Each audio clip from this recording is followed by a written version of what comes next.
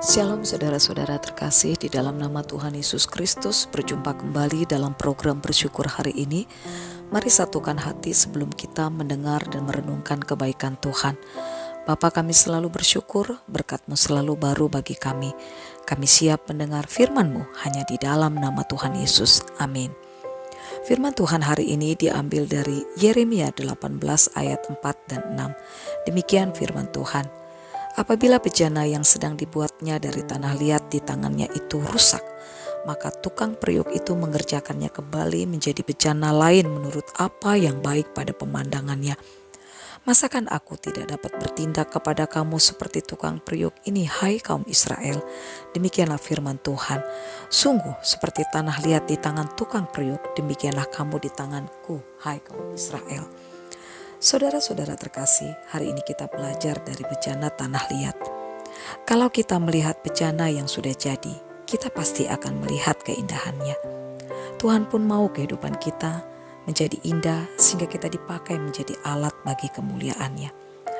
Tetapi tahukah kita proses seperti apa bejana itu ketika dibuat? Yang pertama, tanah liat harus diinjak-injak terlebih dahulu untuk mengeluarkan gelembung udara sehingga pada saat dibakar tidak merusak bentuknya. Melalui berbagai masalah yang Tuhan izinkan, kita sedang dibersihkan dari karakter-karakter dunia yang tidak berkenan baginya. Yang kedua, tanah liat diletakkan pada roda atau meja putar. Meja akan diputar sedemikian rupa agar tanah liat mudah dibentuk sesuai keinginan. Melalui masalah, tekanan, persoalan yang Tuhan izinkan terjadi, membuat kita bergantung dan fokus hanya kepada Tuhan. Kita mulai mengerti tujuan Tuhan dalam hidup kita. Yang ketiga, setelah dibentuk menjadi bejana, bejana masih harus dihaluskan. Persoalan masalah akan membuat hati kita semakin lembut di hadapannya. Yang keempat, untuk mengurangi kadar air yang dapat menyebabkan keretakan jika dipanaskan, membiarkan bejana pada suhu ruang.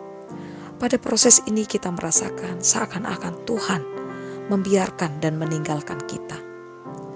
Hidup kita seakan-akan terasa tawar, tetapi sesungguhnya Tuhan sedang mengajarkan kita untuk hidup di dalam iman. Yang kelima, bejana dipanaskan pada suhu 1000 derajat. Proses kehidupan yang terjadi akan membuat kita semakin kuat dan tangguh. Yang keenam, setelah itu proses pendinginan. Tekanan masalah terkadang membuat kita merasa sendirian menanggungnya. Tapi justru disinilah kita akan semakin kuat mengandalkan Tuhan. Iman kita semakin bertumbuh di dalam permasalahan yang boleh terjadi dalam hidup kita. Yang ketujuh, menambahkan bahan yang membuat bejana terlihat berkilau. Setelah itu bejana dipanaskan kembali pada suhu di atas 1000 derajat. Bahkan lebih panas dari sebelumnya, untuk memberi hasil sempurna pada proses yang berjana yang indah untuk dipakai bagi kemuliaannya. Amin. Tuhan Yesus, kuatkanlah kami kalau hari-hari ini kami banyak melewati persoalan, masalah, dan ajarilah kami untuk mengerti maksud dan tujuan-Mu untuk segala perkara yang Tuhan izinkan terjadi.